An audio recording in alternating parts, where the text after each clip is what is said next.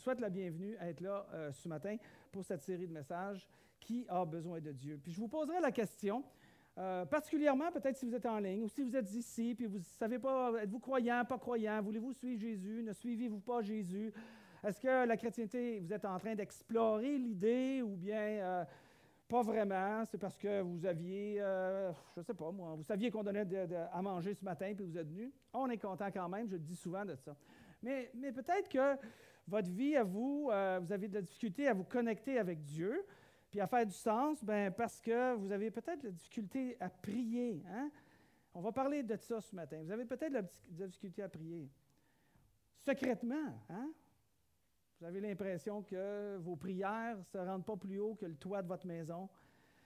Au bout de la ligne, bien, vos prières sont inexistantes, peut-être qu'elles sont confuses, peut-être qu'elles sont ennuyeuses ou inefficaces, sans énergie.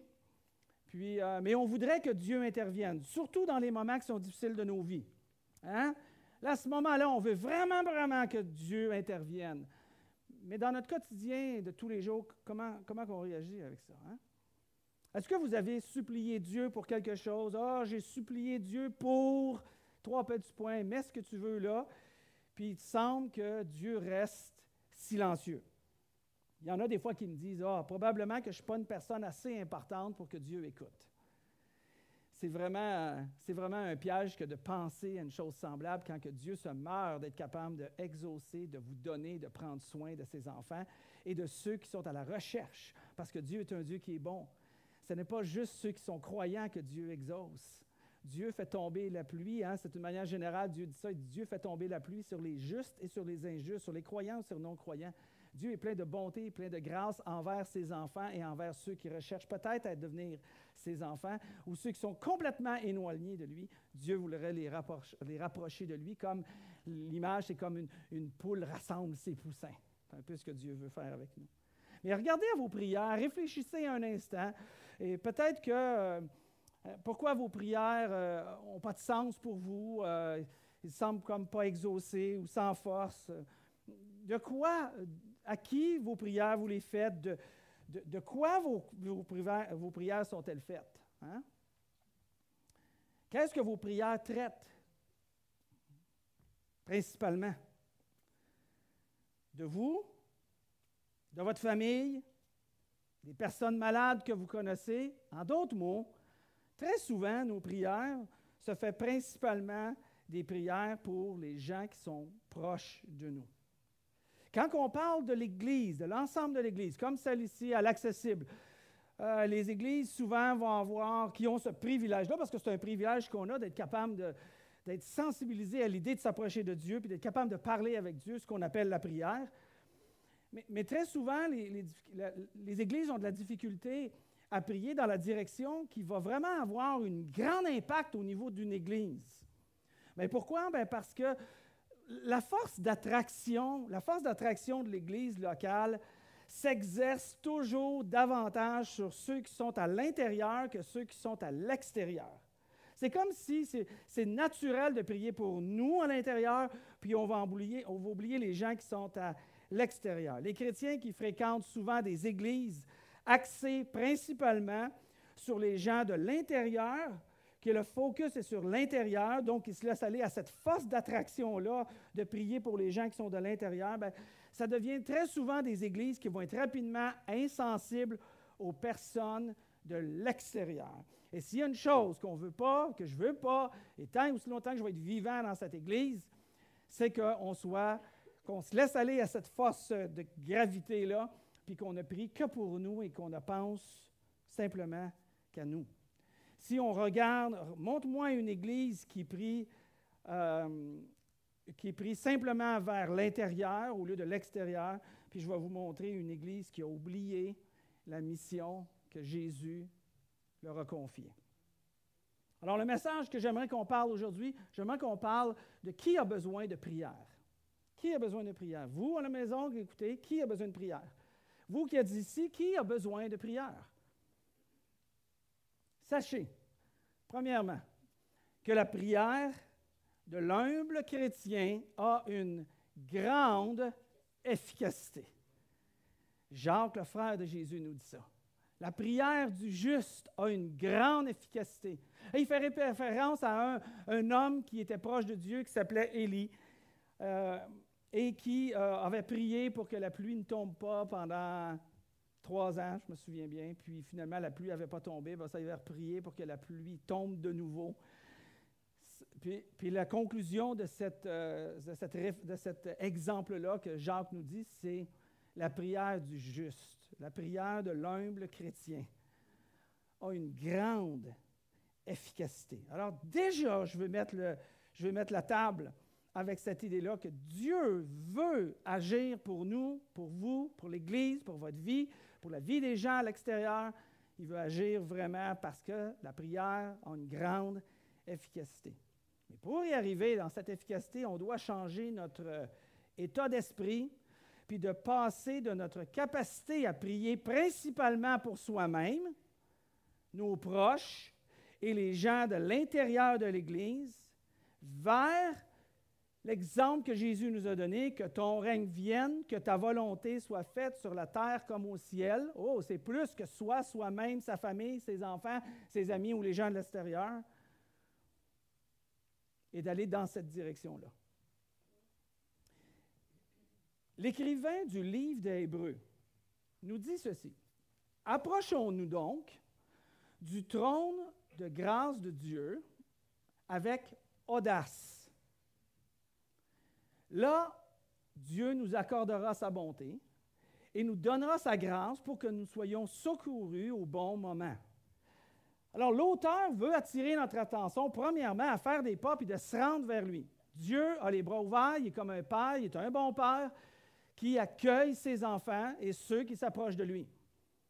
Alors, il nous encourage en disant « Approchez-vous ». Le même auteur, dans le même livre, a dit, de d'autres manières, il a dit « N'abandonnez pas votre audace ». On va parler avec l'audace. « N'abandonnez pas votre audace, car une grande récompense lui appartient. » D'agir avec audace, de s'approcher avec audace, de demander à Dieu de s'approcher du trône de la grâce avec audace, va faire en sorte que Dieu va agir. Audace vient de où? J'aimerais qu'on regarde ce mot-là ce matin. Audace vient du mot latin qui veut dire oser. Oser. Ah! Oser quoi? Oser demander et oser agir. Le mot grec qui veut dire parésia, est souvent interchangé, on va le voir dans quelques textes qu'on parle ce matin, est souvent interchangé avec le mot assurance. Ayez de l'assurance. Ou en d'autres mots, il dit ayez de l'audace. Ou, comme je vous dis, la signification du mot latin, osez. Osez demander. Ayons des prières audacieuses, c'est-à-dire des prières qui vont agir, des prières avec lesquelles on a une grande confiance. Des prières sachant qu'elles demandent des résultats significatifs. Des prières qui reflètent une foi profonde en celui qu'on croit et en la puissance de celui qu'on croit pour qu'il puisse accomplir sa volonté au travers de nous, en nous, par nous, pour les autres aussi. Cette approche-là de comprendre, de s'approcher de Dieu, va encourager les gens à prier, va nous encourager, va vous encourager, et c'est pour ça que l'auteur en a parlé, pour des choses qui semblent parfois et qui nous semblent parfois impossibles. Le point principal du message que je veux qu'on retienne, c'est vous oubliez tout, puis vous retenez juste une chose, l'idée générale. Priez avec audace afin d'agir avec audace. Priez avec audace afin d'agir avec audace. L'audace, comme je viens de le mentionner, c'est oser. Oser, exemple, parler quand la peur te dit de te taire. Ça, c'est de l'audace. La première fois qu'une prière a été enregistrée dans le Nouveau Testament après la naissance de Jésus, après la résurrection de Jésus, la première Église, sa prière a été enregistrée après l'ouverture, nous montre comment cette audace-là a été appropriée par les croyants, puis qu'est-ce que ça l'a produit. Les premiers chrétiens, après la résurrection de Jésus-Christ, les premiers chrétiens, qui ne portaient même pas encore le nom de chrétiens, mais qui suivaient ce qu'on appelait la secte, le chemin ou la voie, qui était vu comme ça. Et c'est plus tard que le nom, presque 25 ans plus tard, que le nom, une vingtaine d'années plus tard, que le nom chrétien a été donné à ceux qui suivaient Jésus-Christ. Les premiers chrétiens ne priaient pas pour une job. Puis, je ne dis pas que c'est mal, là, mais regardez la nuance qui est importante de comprendre. Ils ne priaient pas pour une job. Ils ne priaient pas pour la santé. Ils ne priaient pas pour être protégés, ni pour que la persécution s'achève ou s'arrête. Ils priaient pour obtenir autre chose. Autre chose. Regardez qu'est-ce qu'ils priaient et comment ils priaient. Avant qu'on lise le texte, peut-être vous mettre en contexte. J'aimerais ça que tu reviennes avant, mon cher ami. Juste vous mettre en contexte. Pierre et Jean. Jésus ressuscité, il est monté à la droite de son Père.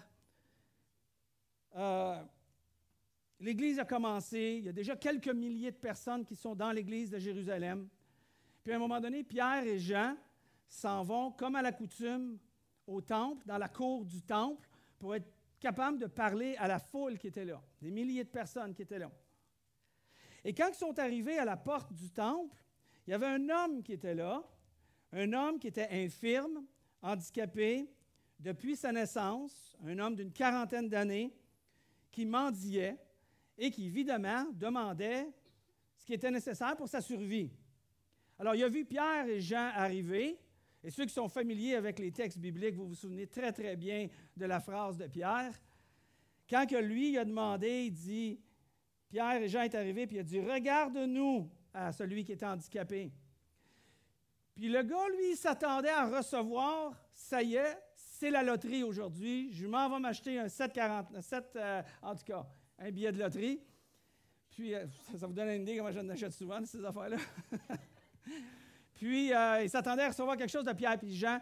Pierre puis Jean les regardent et il dit, « Je n'ai ni or ni argent, mais ce que j'ai, je te le donne.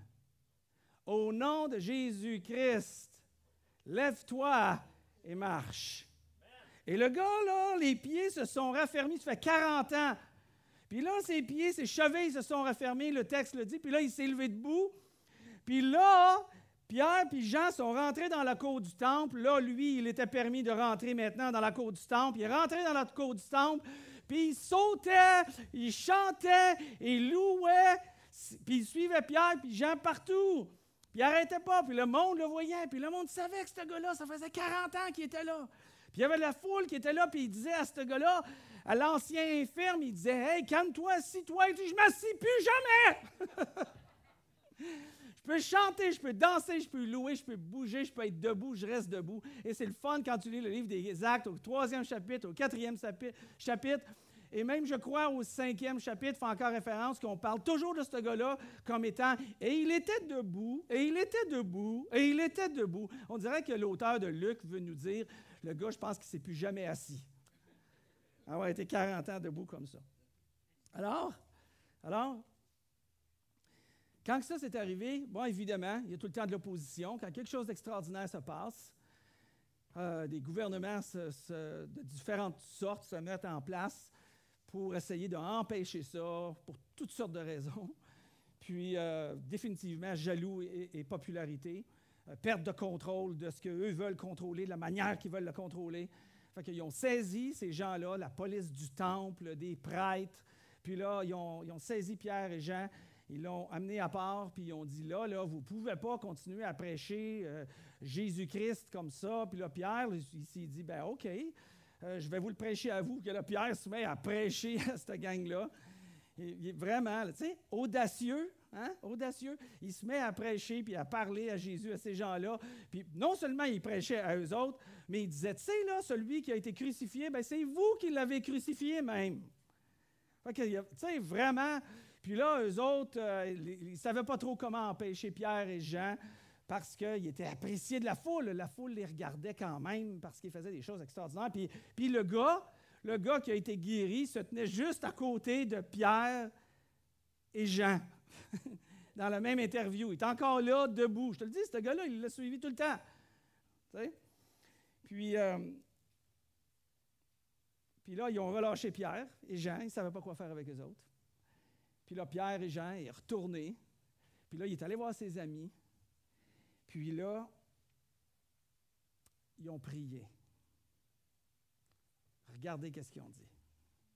Ils ont dit, maintenant, Seigneur, vois comme ils nous menacent et donne à tes serviteurs la force d'annoncer ta parole avec une pleine audace. Ça a été la prière de Pierre. C'était la prière de Jean. C'était la prière des apôtres qui étaient là. C'était la prière des autres chrétiens qui étaient là. Les gens étaient tournés vers la mission, la vision qui avait été confiée par Jésus-Christ. Leur prière était centrée non pas sur eux, non pas sur les proches d'eux-mêmes, mais leur prière, d'une manière générale, était centrée sur comment on peut accomplir mieux notre raison de vivre et d'exister sur cette planète. Quelle différence qu'on peut faire? Rends-nous pleins d'audace pour arriver à le faire, à rendre témoignage de ton nom.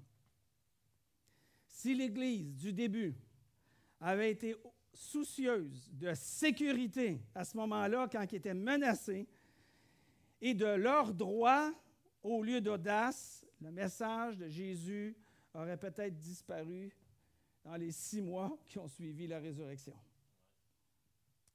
Mais ce n'est pas ça qu'ils ont demandé. Alors, ils ont demandé plus spécifiquement au verset suivant, il dit, « Étends ta main.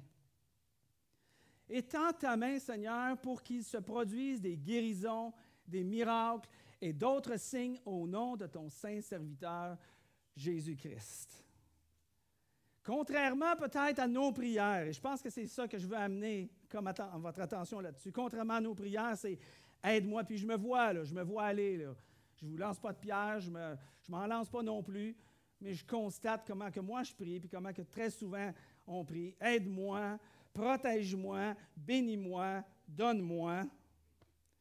À quand remonte la dernière fois où vous avez prié pour avoir de l'audace, pour être capable de faire connaître le message de Jésus-Christ qui a été ressuscité des morts, donc il donne la vie éternelle aux gens et il l'a promis par sa propre personne. Puis il y a eu des témoins oculaires de ça. À quand remonte la dernière fois où vous avez prié de façon que votre vie puisse attirer l'attention de la communauté d'une bonne manière et non pas d'une mauvaise manière. Attirer l'attention de la communauté, c'est un petit peu ce que, dans ce passage-là, qu'est-ce que Pierre et Jean disent quand ils disent qu'on soit capable de produire des guérisons, des miracles et d'autres signes en ton nom. Eux, c'était leur manière de dire, je voudrais être capable de faire ça parce que je veux attirer l'attention dans la communauté. À votre manière. Ah, ben moi, je n'ai pas le don de faire des guérisons. Moi, je n'ai pas le don de faire des signes. Moi, je n'ai pas le don faire des guérisons. Ce n'est pas nécessairement ce qu'il est en train de dire ici pour nous, si on fait une adaptation en 2025. Mais comment chacun d'entre nous, on va utiliser cette audace-là que Pierre et Jean et les gens qui étaient rassemblés ont demandé de façon à avoir un impact dans la communauté, les gens qui sont autour de nous, éloignés de nous. Le texte suivant dit, « Quand ils eurent fini de prier, regarde ce qui s'est passé. La terre se mit à trembler sous leurs pieds, à l'endroit où ils étaient assemblés. Ils furent tous remplis du Saint-Esprit et annonçaient la parole de Dieu avec assurance, qui est la même chose que le mot, je vous dis, interchangé, que le mot audace. J'avais le mot oser, mais audace. La terre s'est mise à trembler. Je me souviens quand j'avais peut-être 2 ans dans ma vie chrétienne, j'avais 19, 20, 21, j'avais 21 ans. Puis je voulais saisir cette réalité-là dans ma vie, puis je l'avais pris littéralement. Puis je me souviens encore, j'étais à Sainte-Mélanie, puis j'étais sur la route, je ne sais pas pourquoi je m'en souviens encore autant que ça, Puis là, j'étais dans mon auto. Puis là, je voulais tellement que Dieu m'utilise pour faire connaître le message de Jésus à ceux qui ne connaissent pas, que le monde réalise qu'il est ressuscité. On ne parle pas ici de croire à tous les 66 livres de la Bible, là. Juste de comprendre l'événement qui a transformé l'humanité depuis 2000 ans, puis qui avait amené l'humanité là où c'était il y a 2000 ans, 4000 ans avant Jésus-Christ. Tout était tourné autour de la résurrection de Jésus-Christ. Puis là, je me souviens, j'ai arrêté l'auto sur le bord du chemin. Puis là, j'ai prié. J'ai prié que Dieu me donne l'audace pour être capable de faire connaître le message de Jésus. Puis dans tout mon zèle, puis ma passion, puis mon feu dévorant pour Dieu, j'étais assis dans mon auto après, puis j'attendais. J'attendais quoi? Que l'auto shake. J'espérais que l'auto puisse... Je me souvenais que la terre s'est mise à trembler. Je me suis dit, j'attends la confirmation. Par rapport au tremblement de terre, je vous dirais que j'attends encore. Ça, je ne vous le cache pas. La semaine passée, une autre anecdote par rapport à ça. La semaine passée, je prépare ces messages-là. Évidemment, plus je me rapproche du moment où je vais prêcher ce message-là, plus je l'ai à cœur. Puis plus c'est débordant, puis plus je veux être conforme à ce que le Seigneur m'enseigne, puis je veux pratiquer ce qu'il m'enseigne. Puis ça a changé depuis quelques semaines, mes prières. Donc, on était dans notre groupe Connexion, que je vais vous inviter tout à l'heure à participer dans un groupe. On était dans notre groupe Connexion, on était chez moi à la maison. Puis là, j'ai demandé à notre groupe, avant qu'on embarque dans les conversations, j'ai demandé à notre groupe, j'ai dit, là, on va chacun prier. Bien sûr, celles qui ça leur tentait de prier. J'ai dit, on va prier, mais quand vous allez prier pour 2 choses, juste 2 choses. J'ai dit, je voudrais vous encourager un matin, ce soir, dans le groupe, de prier pour quelque chose que vous avez excessivement à cœur, pour vous personnellement, mais qui vous semble pratiquement impossible. Presque même impossible pour Dieu d'être capable de faire quelque chose. Puis j'ai dit, après ça, je veux que vous priez pour quelque chose qui n'a aucun rapport avec vous. Priez quelque chose pour l'Église, pour l'avancement de l'Église, quelque chose par rapport à l'œuvre que Dieu veut faire. Priez pour l'accessible. Alors, chacun a prié pour différentes choses. Puis à un moment donné, il y a quelqu'un parmi nous, quelqu'un qui est arrivé au moment de sa prière. La personne a dit, « Seigneur, permets que je sois rempli de l'Esprit Saint pour être capable d'accomplir ce que toi, tu veux accomplir dans ma vie. Ça va couvrir la chose la plus importante pour moi, parce que ce n'est pas ma volonté, ça va être la tienne. Et ça va couvrir ce qui est le plus important pour le travail et l'œuvre que l'Église est appelée de faire. » Quand j'ai entendu ça, là, j'étais comme un petit peu gêné, hein, parce que moi, j'avais demandé des bébelles. Puis je me suis dit, ça, c'est une prière. C'est comme ça qu'il faut prier. C'est comme ça qu'on rend que ta volonté soit faite sur la terre comme au ciel. Rempli du Saint-Esprit. Demandez que Dieu accomplisse son travail. Que Dieu nous donne l'audace de prier avec audace et d'agir avec audace, de oser parler lorsqu'on a peur et qu'on veut se taire. Et j'ai trouvé ça extraordinaire. Je prépare le message. Et dans la préparation du message, je continue, j'amène dans ce passage-là, je lis les versets du chapitre 4, le verset 28, le verset 29, le verset 30, le verset 31, et je continue, puis là, on tombe au verset 32. Là, j'ai eu une révélation. Honnêtement, parce que je ne voyais pas de rapport avec le verset 31 et le verset 32. Mais Luc, qu'on va regarder dans une seconde, ne peut s'empêcher d'attirer notre attention sur quelque chose que personne n'aurait pu prévoir. Quelque chose qui semble sans rapport, mais qui a un immense impact pour chacun d'entre nous aujourd'hui. Vous allez peut-être aimer, parce que ça va vous révéler comme moi, ça m'a révélé, parce que si vous êtes comme moi, je cherche la volonté de Dieu.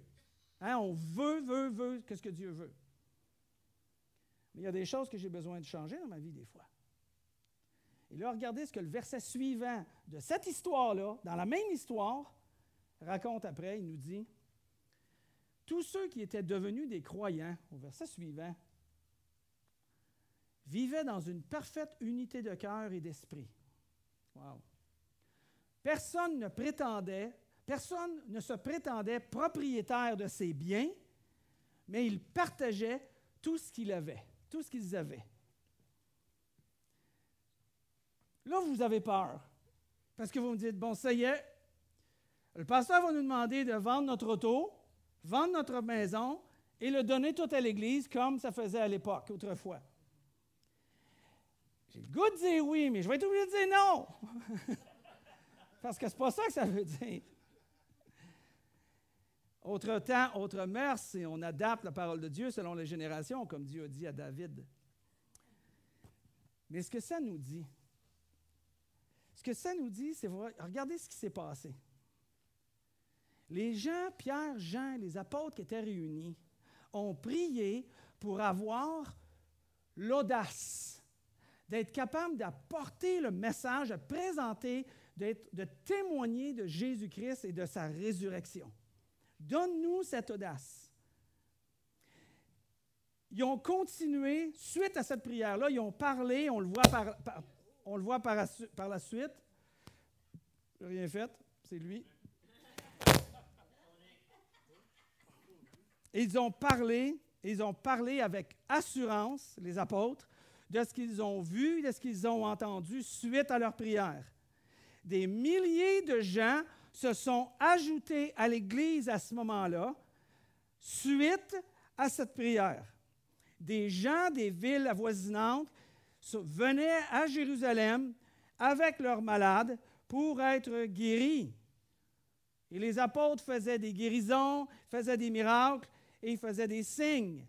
Et suite à cette prière, qu'est-ce qui est arrivé immédiatement, le verset suivant, du verset 31 au verset 32, soudainement, la prière d'audace a produit un élan de générosité. La générosité a éclaté parmi eux autres. N'est-ce pas que les sous est quelque chose qui nous domine bien souvent? Quand tu en as abondamment, il n'y a pas de problème, ça ne te domine pas trop. Ça peut te contrôler, mais ça ne te domine pas trop. Et eux, suite à cette prière-là, la réponse a été, les gens ont regardé ce qu'ils avaient, un en particulier, parce qu'ici, il nous amène de un gars en particulier, c'est une personne, que lui a décidé de prendre son terrain qu'il avait, de vendre ce terrain-là et de donner l'entièreté de son terrain, de la valeur de son terrain à l'Église pour être capable de continuer le travail. Ce n'est pas tout le monde qui a fait ça, mais cet homme-là, lui, il l'a fait. Ce que je pense que l'Esprit de Dieu nous amène à voir là-dedans, c'est que lorsqu'on prie pour de l'audace, lorsqu'on prie pour l'audace d'être capable de prier avec audace, premièrement, dans les choses qui nous semblent peut-être impossibles, de sortir de soi-même puis de prier plus que mon frère, ma mère, ma soeur, mon argent, mon béni, mon job, mon argent, et de chercher à voir comment on peut avancer l'œuvre que Dieu nous demande de faire. Dieu dit, cherchez premièrement le royaume de Dieu et toutes ces choses-là qui sont des soucis pour nous, bien, je vais m'en occuper, Jésus a dit. Mais nous, on a de la misère avec ça. Moi, je suis le premier. On a de la misère avec ça. On a de la difficulté à dire, bon, mais cherchons le royaume de Dieu. Non, non, non, on s'occupe. Ça ne veut pas dire d'être irresponsable, ça, ici. Ce n'est pas ça que je suis en train de dire. Mais on s'occupe énormément de notre vie à nous, nos biens, nos affaires, nos maisons, nos prières sont tournées vers ça, puis on en oublie le royaume de Dieu. Et quand on en oublie le royaume de Dieu, on passe à côté de ce que Dieu veut faire éclater parmi nous, un cœur de générosité parmi nous, qui transforme une Église, qui va faire en sorte que l'Église va avoir une incidence incroyable dans la communauté. Et tant qu'à moi, c'est absolument la raison pour laquelle on a ouvert cette Église-là, c'est pour permettre à des gens de découvrir la foi, donner un sens dans leur vie, l'espoir dans leur vie, pour qu'eux aussi deviennent des gens généreux pour la communauté, puis finalement, le cycle continue comme ça se passe depuis le temps des apôtres. Les gens qui étaient là, ils n'étaient pas généreux avec leurs biens parce qu'ils devaient l'être. C'est pas ça qui est mentionné, c'est pas ça qui s'est passé. Ils étaient généreux avec leurs biens parce qu'ils ne pouvaient pas s'en empêcher. Ils ne pouvaient pas s'en empêcher. Il y a une espèce de lien surnaturel entre la puissance de la prière, de l'audace et de la générosité. Leur argent suivait leur prière. Notre argent suit également nos prières et notre cœur. Et ça, je pense que c'est, pour moi, cet élément-là était révélateur pour moi. Parce que je veux avant tout que les gens puissent découvrir la foi en Christ. Alors, ça commence même dans mes prières. Donc, à partir d'aujourd'hui, et je conclus avec ça. Donc, à partir d'aujourd'hui, je voudrais vous encourager à prier pour avoir de l'audace, pour accomplir le travail que le Seigneur nous a demandé d'accomplir.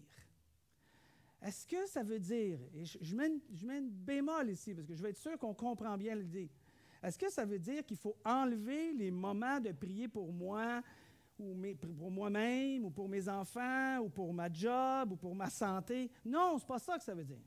Ça veut dire, rajoute à ça plutôt, à ce que vous priez déjà, puis rajoutez de façon à ce que Dieu vous donne. Demandons l'audace d'être capable d'avancer pour faire apporter le témoignage de Jésus. Mais vous savez, permettez-moi d'être franc matin, je pense que j'ai été assez franc. J'essaie toujours d'être franc avec vous, mais quelque chose de, comme dirait Nancy, quelque chose de petit peu fragile. On va dire de même. Il y a de fortes chances que si vous priez comme la plupart des chrétiens prient, et si Dieu répond à toutes ces prières-là qui sont exaucées, ça va faire une différence dans votre vie et dans la vie de votre famille. Certains d'entre vous, ce genre de prière-là, ils ont trouvé un conjoint, une conjointe, puis ils se sont mariés. Excellent.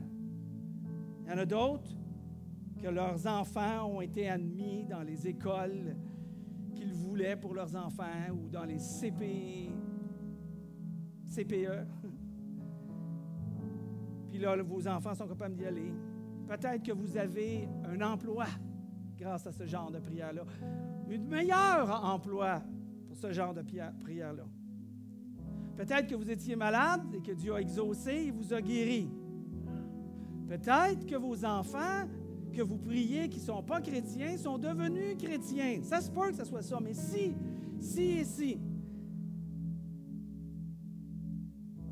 les seules personnes qui bénéficient de vos prières, c'est vous et votre famille, ça ne serait pas très, très audacieux.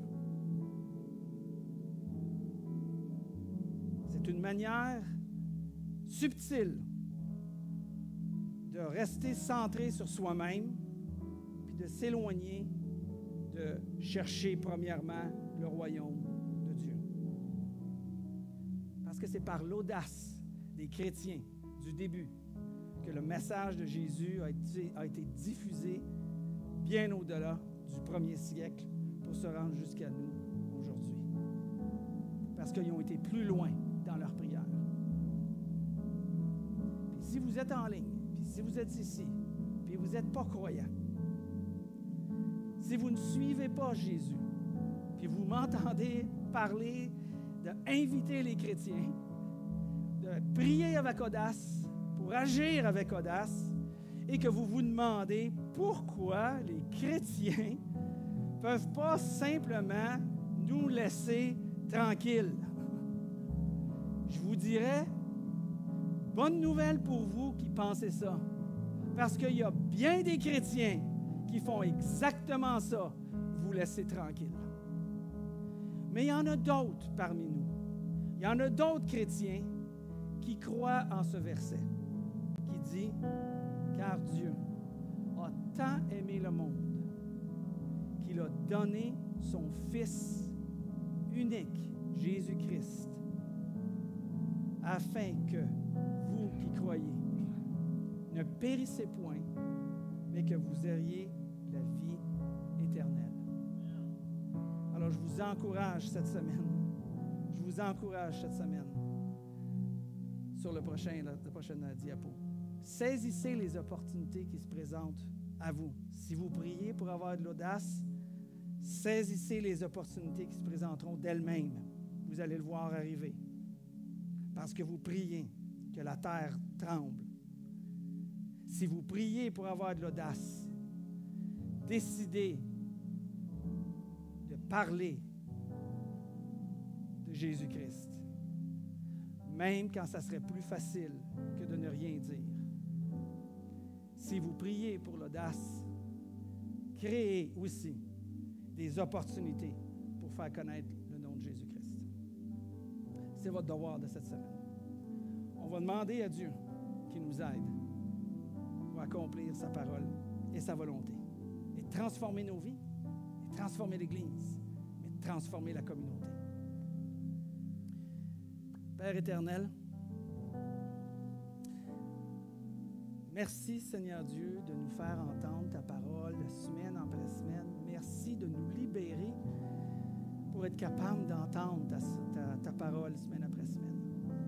Seigneur, on lève nos voix, notre cœur, nos mains vers toi